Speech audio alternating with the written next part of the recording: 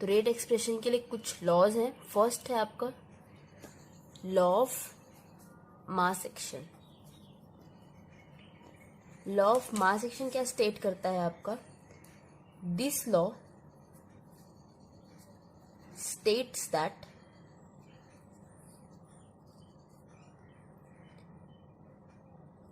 Product of active masses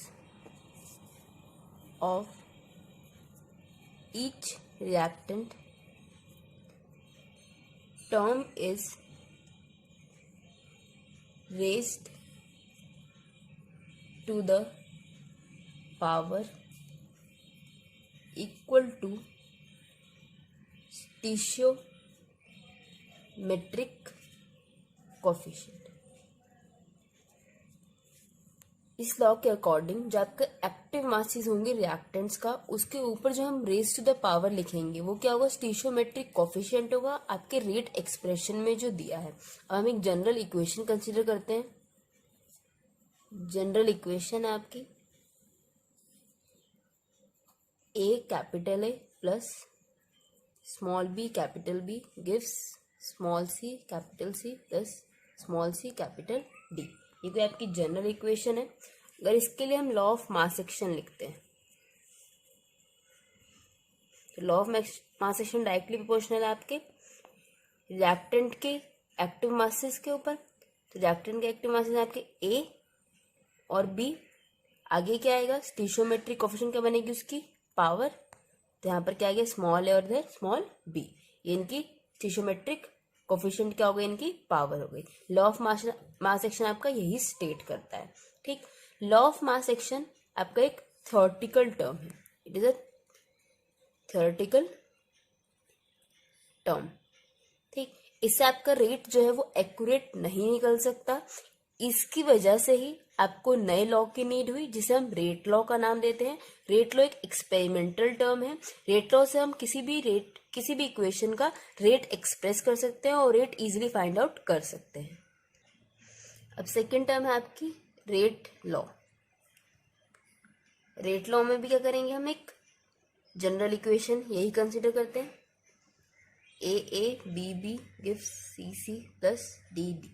ठीक है, अगर रेट लॉ हम लिखेंगे तो रेट लॉ डायरेक्टली प्रोपोर्शनल होगा same concentration of reactants A और बी के, बट यहाँ पे जो पावर होंगी वो कोई अल्फा या बीटा हो सकती है।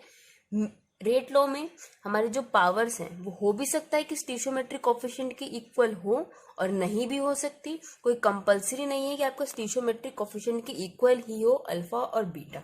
ठीक है, अगर हम यहाँ पर प्रोपोर्शनलिटी का साइन हटाते हैं तो क्या आ जाएगा?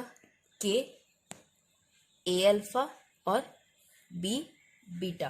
ठीक है, यहाँ पर जो आपका अल्फा और बीटा है इसके लिए हम एक लाइन एक्सप्रेस कर सकते हैं। क्या लिख सकते हैं? This alpha and beta may और may not be equal to A and B, and ये हो सकता है ए और बी के इक्वल हो और नहीं भी हो सकता। और जो इनका सम होगा and the sum of power in rate law is equal to order of reaction. यहाँ पे जब आप सम करेंगे पावर का अल्फा और बीटा का, वो क्या होगा? आपका ऑर्डर ऑफ द रिएक्शन के इक्वल होगा।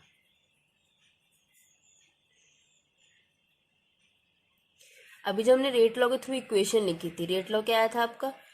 के ए अल्फा बी बीटा। ठीक है, यहाँ पर ये के क्या था आपका? स्पेसिफिक रेट कांस्टेंट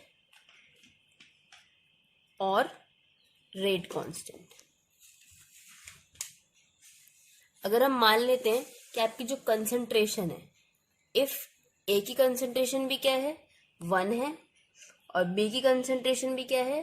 1 है, तो रेट किसके इक्वल हो जाएगा? आपका के इक्वल हो जाएगा। तो रेट कांस्टेंट क्या हो सकता है यहाँ से? Rate constant is the rate when concentration is taken as unity. When concentration of reactant is taken as unity, जब हम कंसंट्रेशन को क्या मान लेंगे 1 1, तो रेट कांस्टेंट क्या होगा आपका, रेट के इक्वल होगा। ठीक है, यही लाइन यहाँ पे आपकी मेंशन की गई है। अब हम देखते हैं करेक्टरिस्टिक्स रेट कांस्टेंट के। Characteristics of rate constant, rate constant represent हुआ आपका के से। फर्स्ट करेक्टरिस्टिक है लार्जर द वैल्यू ऑफ के, लार्जर द वैल्यू ऑफ के more is the rate of reaction. क्योंकि क्या है, डायरेक्टली प्रोपोर्शनल है, अगर के की वैल्यू ज्यादा होगी तो रेट ऑफ द रिएक्शन भी क्या होगा आपका, ज्यादा ही होगा। ठीक, फर्स्ट करेक्टरिस्टिक ये हो गया। सेकंड है different reactions have different value of K। Her reaction के लिए K की वैल्यू क्या होगी, कुछ अलग अलग होगी। थर्ड पॉइंट है for a particular reaction value of K is independent of concentration of reactants. कभी भी जो आपकी के की वैल्यू है वो इंडिपेंडेंट है कंसेंट्रेशन ऑफ रिएक्टेंट के। वो किस पे डिपेंड कर रही है, खाली आपके रेट पे डिपेंड कर रही है। जैसा के होगा उस तरीके का आपका रेट होगा। तो ये तीन आपके कैरेक्टरिस्टिक्स है रेट कांस्टेंट के। अभी तक हमने जो दो लॉज पढ़े हैं, लॉ ऑफ मास एक्शन और रेट लॉ, ठीक है, उन दोनों से एक अलग अलग टर्म अराइज होंगे आपकी। लॉ ऑफ मास एक्शन से अराइज होता है मॉलिक्यूलैरिटी और रेट लॉ से ऑर्डर ऑफ द रिएक्शन। तो अब इन टॉपिक को डिटेल में समझेंगे। फर्स्ट देखते हैं कि ऑर्डर ऑफ द रिएक्शन क्या होता है। Order of reaction, order of reaction क्या है, sum of the powers to which the concentration terms raised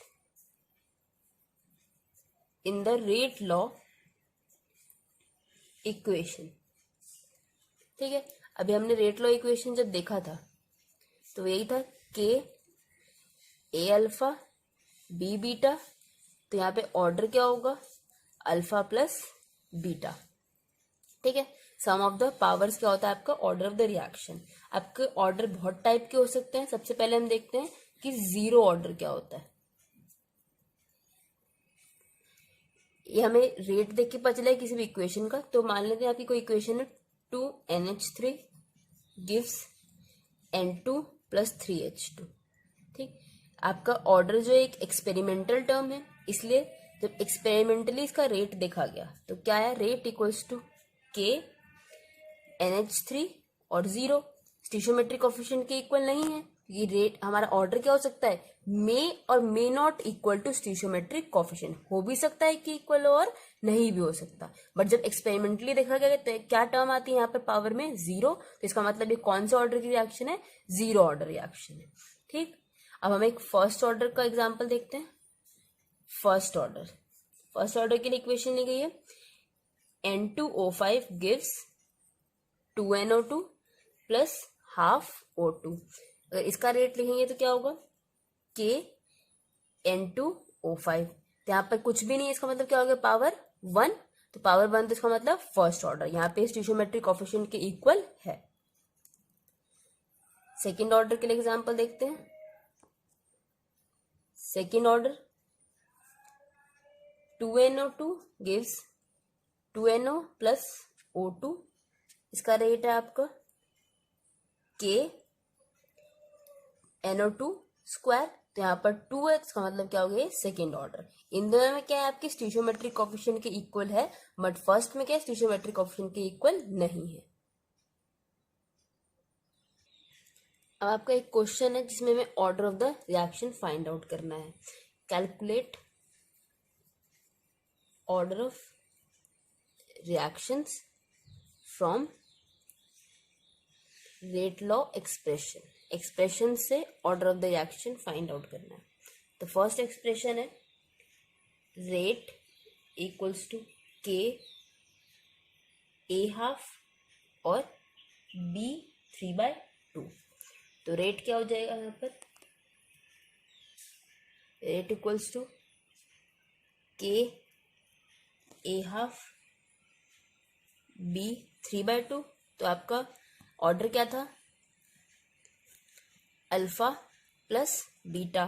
तो अल्फा की वैल्यू क्या है यहाँ पर हाफ, बीटा की वैल्यू है 3/2। तो हाफ प्लस 3/2, तो वैल्यू आ गई 2। तो ये कौन सा ऑर्डर हुआ आपका, सेकेंड ऑर्डर की रिएक्शन है। सेकेंड पार्ट है इसका, रेट इक्वल्स टू के ए 3/2 और बी -1। माइनस में भी हो सकती है आपकी पावर, ठीक। इसको भी ऐसे ही प्लस करेंगे, 3/2 प्लस -1। तो इसकी वैल्यू क्या आएगी, 3 प्लस -2। तो क्या आ जाएगा -1/2। तो क्या हो गया, ये हाफ ऑर्डर का रिएक्शन है, ठीक। बस क्या करना है आपको, जो पावर दे रखी है आपको रेट लॉ एक्सप्रेशन में, उन्हें प्लस कर देना है, वहां से ऑर्डर ऑफ द रिएक्शन आ जाएगा। अब हम देखते हैं यूनिट्स ऑफ रेट कांस्टेंट। अभी हमने जो ऑर्डर्स देखे हैं वो कितने अलग अलग हैं आपके, first order, second order, zero order. तो सबके लिए रेट कांस्टेंट की वैल्यू क्या हो सकती है आपकी, अलग अलग हो सकती है, यूनिट्स अलग अलग हो सकती हैं। सबसे पहले देखते हैं for zero order. Zero order के लिए रेट एक्सप्रेशन क्या था, रेट इक्वल्स टू के ए 0। यहाँ पे आपका क्या है, पावर 0, तभी ये जीरो ऑर्डर है, ठीक। रेट क्या होता है, -dA/dt, decrease in concentration with time. अब ये वैल्यू किसी की पावर 0 है तो क्या आता है उसका आंसर 1। तो के क्या, यहाँ पे k × 1, तो k भी लिख सकते हैं इसको, ठीक है। अब dA/dt की क्या होती है हमारी यूनिट्स, कंसंट्रेशन होती है mole, litre inverse, time, second inverse. तो के की यूनिट्स क्या गई जीरो ऑर्डर के लिए, मोल, लीटर इनवर्स, सेकेंड इनवर्स, ठीक। अब देखते हैं, अब है रेट कांस्टेंट आपका फर्स्ट ऑर्डर के लिए। तो फर्स्ट ऑर्डर के लिए क्या होगा, फर्स्ट ऑर्डर के रेट एक्सप्रेशन है रेट इक्वल्स टू के ए। तो रेट क्या होता है, -dA/dt के ए। तो आपकी इसकी यूनिट्स हैं मोल, लीटर इनवर्स और सेकेंड्स। ए कंसंट्रेशन की भी क्या होगी यहाँ पर, मोल, लीटर इनवर्स। ये कंसंट्रेशन क्या होती है आपकी, ए कंसंट्रेशन है, कंसंट्रेशन होती है number of moles upon volume. Number of moles होते हैं आपके मोल में, वॉल्यूम होती है लीटर में, तो मोल, लीटर इनवर्स, ठीक। तो के क्या आ जाएगा यहाँ से, के इक्वल्स टू 1/2, ये इससे कैंसिल आउट हो जाएगा। तो K equals to second inverse. ये आपका फर्स्ट ऑर्डर के लिए हो गया। अब हम सेकेंड ऑर्डर के लिए फाइंड आउट करते हैं।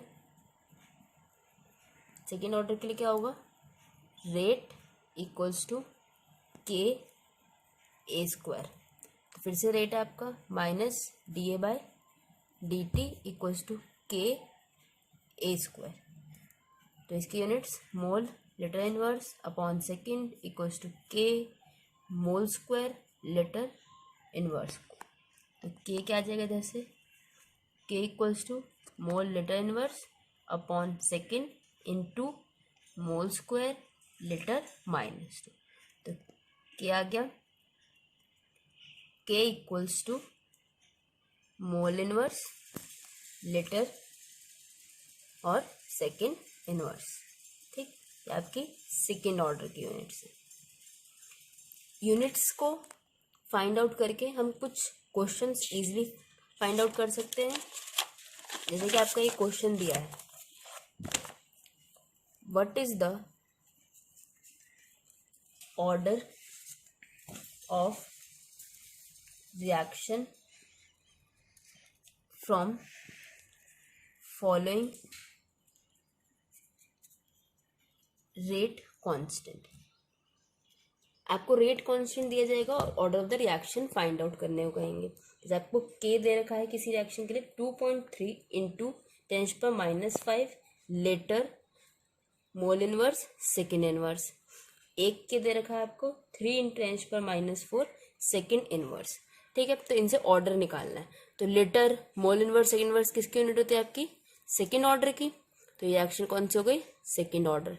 यूनिट से हम ऑर्डर फाइंड आउट कर सकते हैं। सेकेंड इनवर्स किसकी यूनिट होती है? फर्स्ट ऑर्डर की। तो ये एक्शन हो गया आपकी फर्स्ट ऑर्डर की। अब हम देखते हैं molecularity of the reaction. Molecularity of a reaction. Molecularity क्या होती है? The number of reacting species taking part in an elementary reaction which must collide simultaneously in order to bring about a chemical reaction is molecularity of reaction। जितने भी आपके reacting species हैं किसी एक elementary reaction में वो collide करेंगे और क्या फाइंड आउट करेंगे हम उससे? मॉलिक्यूलैरिटी ऑफ द रिएक्शन। अब एलिमेंट्री रिएक्शन क्या होती है? आपके रिएक्शंस दो टाइप के हो सकते हैं, एलिमेंट्री और कॉम्प्लेक्स। एलिमेंट्री रिएक्शन वो रिएक्शन होते हैं जो कि एक स्टेप में ही हो जाते हैं। One step reactions are elementary reactions. और कॉम्प्लेक्स रिएक्शन क्या होंगे? ऐसे रिएक्शन जो 2 या 3 स्टेप फॉलो करें, वो रिएक्शन आपके कॉम्प्लेक्स रिएक्शंस है। ठीक, तो मॉलिक्यूलैरिटी को अगर हम समझते हैं एक इक्वेशन के थ्रू, तो मॉलिक्यूलैरिटी क्या है आपकी? एक सिंपल इक्वेशन है H2 + I2 गिव्स 2HI। इस रिएक्शन की मॉलिक्यूलैरिटी क्या होगी? रिएक्टिंग स्पीशीज कितने हैं? 1 1 2 रिएक्टिंग स्पीशीज है आपके, तो इसकी मॉलिक्यूलैरिटी क्या हो गई? 2। ठीक, यहाँ पे अगर ये रिएक्शन है N2 + 3H2 + 2NH3 gives 2NH3। यहाँ पे क्या है? 3 + 1 4, तो इस रिएक्शन की मॉलिक्यूलैरिटी कितनी है? 4। जितने भी आपके रिएक्टिंग स्पीशीज होंगे जो कोलाइड कर रहे हैं, वही क्या आपकी मॉलिक्यूलैरिटी ऑफ द रिएक्शन। अब हम देखते हैं difference between molecularity and order of reaction. दोनों में क्या बेसिक डिफरेंसेस है? Molecularity and order of reaction. First तो ये it is calculated from law of mass action. इसे हम लॉ ऑफ मास एक्शन से कैलकुलेट कर सकते हैं। और ऑर्डर किसे कैलकुलेट करेंगे? रेट लॉ से। It can be calculated from rate law. अब कैलकुलेट होगा कैसे? ये क्या होता है आपका? Sum of the stoichiometric coefficient. ठीक, जबकि रेट लॉ में कैसे फाइंड आउट करेंगे हम ऑर्डर? अल्फा एंड बीटा से, जो मे और may not be equal to stoichiometric coefficient.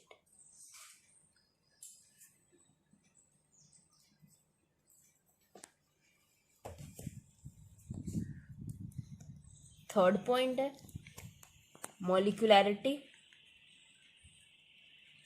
Is calculated theoretically. इसे थियोरेटिकली कैलकुलेट किया जा सकता है, but order of the reaction क्या होता है?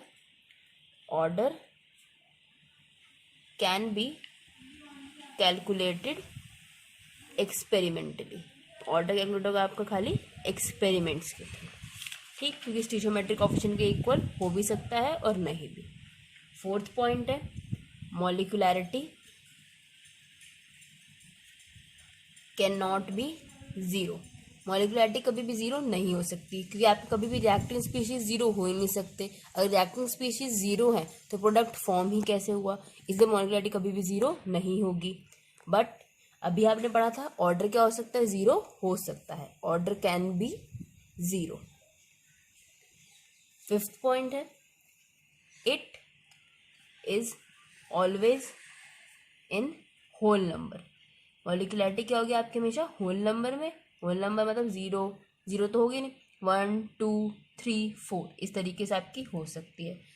But order of the reaction क्या हो सकता है आपका, order of reaction may be in fraction और इन होल नंबर। फ्रैक्शन और होल नंबर दोनों में हो सकता है।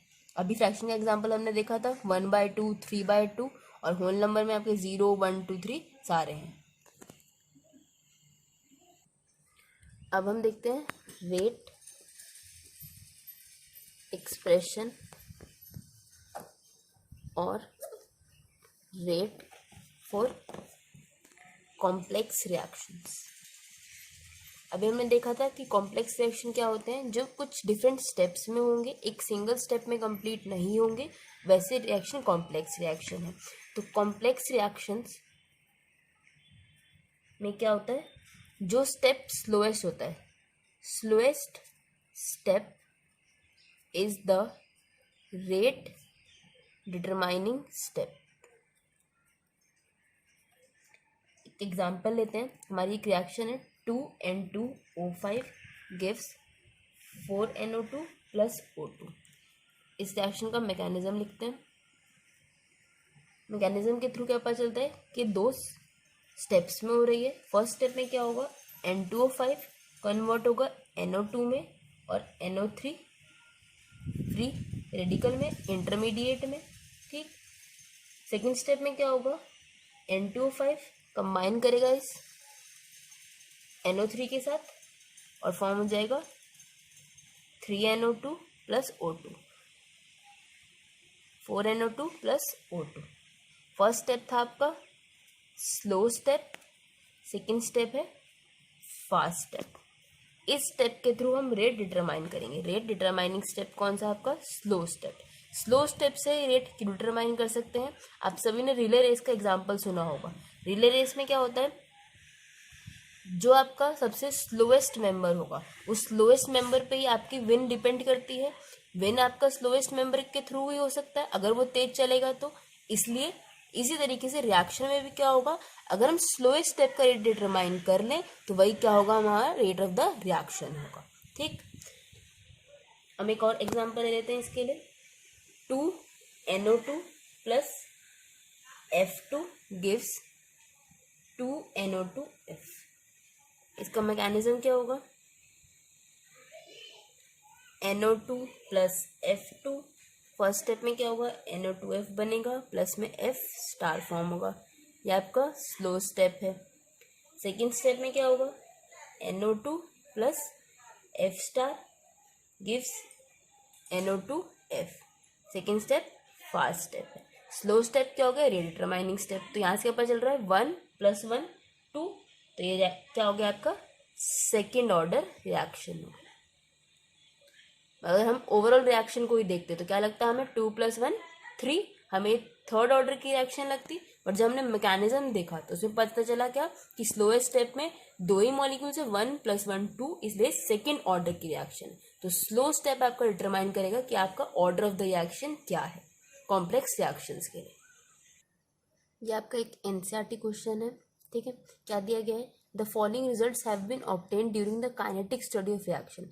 इस रिएक्शन की काइनेटिक स्टडी की गई तो हमें कुछ ये फॉलोइंग रिजल्ट्स मिले हैं।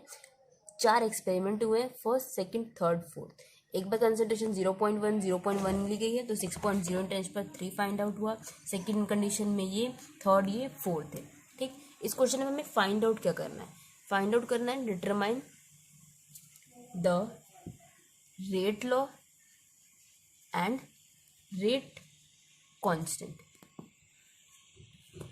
रेट लॉ क्या होती है?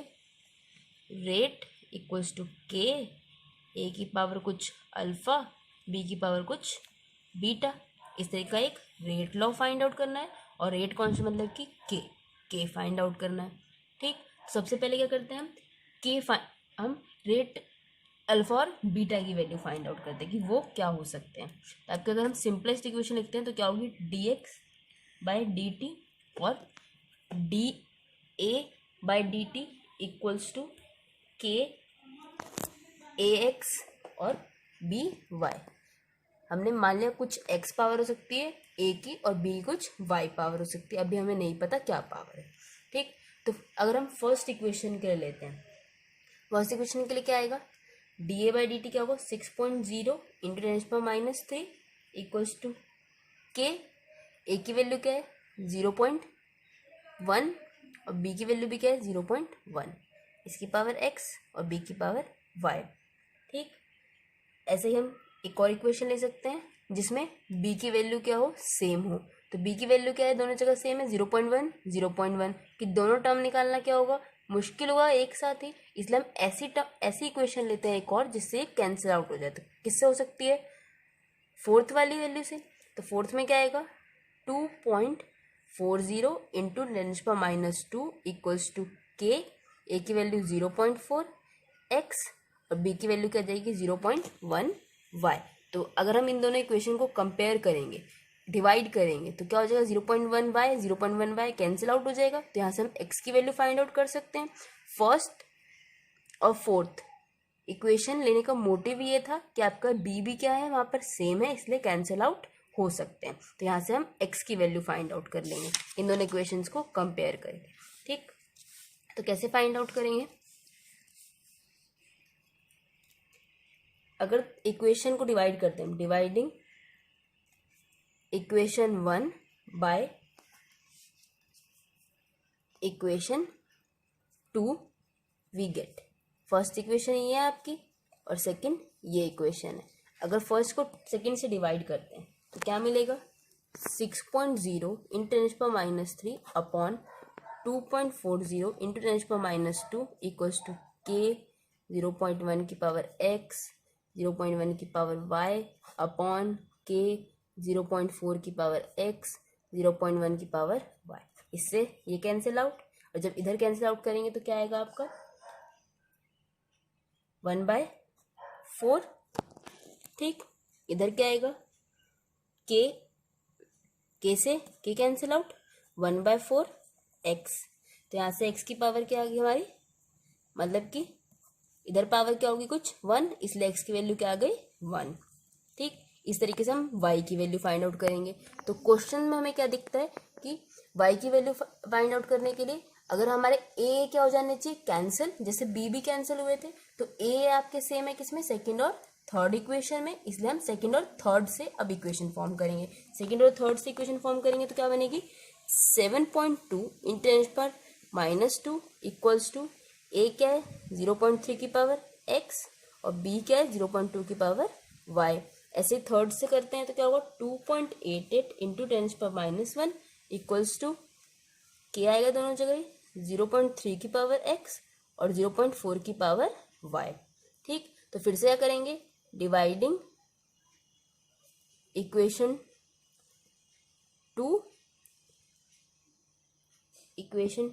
2 बाय 3 डिवाइड करेंगे इसे। ठीक, तो जब ये इससे डिवाइड होगा तो क्या आ जाएगा 1/4 और इधर ये इससे कैंसिल आउट तो क्या आ जाएगा इधर 1/2। ठीक, तो 1/4 क्या हो सकता है 1/2 की पावर 2, इसे इस तरीके से हम लिख सकते हैं इक्वल्स टू 1/2 y, क्योंकि हमें क्या करना है सेम बनाना है इन्हें। तो अब y के आगे यहाँ से आपका 2, x है 1 और y 2, तो रेट एक्सप्रेशन क्या हो जाएगा आपका, रेट लॉ का एक्सप्रेशन क्या होगा, रेट इक्वल्स टू के a की पावर 1 और b की पावर 2, ये आपका रेट लॉ और रेट एक्सप्रेशन। अब हम रेट कांस्टेंट फाइंड आउट कर सकते हैं इससे ही। हमने रेट लॉ फाइंड आउट कर लिया था। रेट लॉ क्या था आपका, dx by D T equals to के ए की पावर 1 और b की पावर 2, x और y की वैल्यूज पुट कर दी। ठीक, तो अब किसी भी एक इक्वेशन को लेके हम k की वैल्यू फाइंड आउट कर सकते हैं।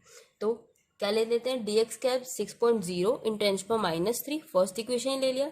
तो k a की वैल्यू क्या है वहां पर 0.1 की पावर 1 और b की वैल्यू क्या है आपकी फर्स्ट इक्वेशन में 0.1 ही है, 0.1 की पावर 2।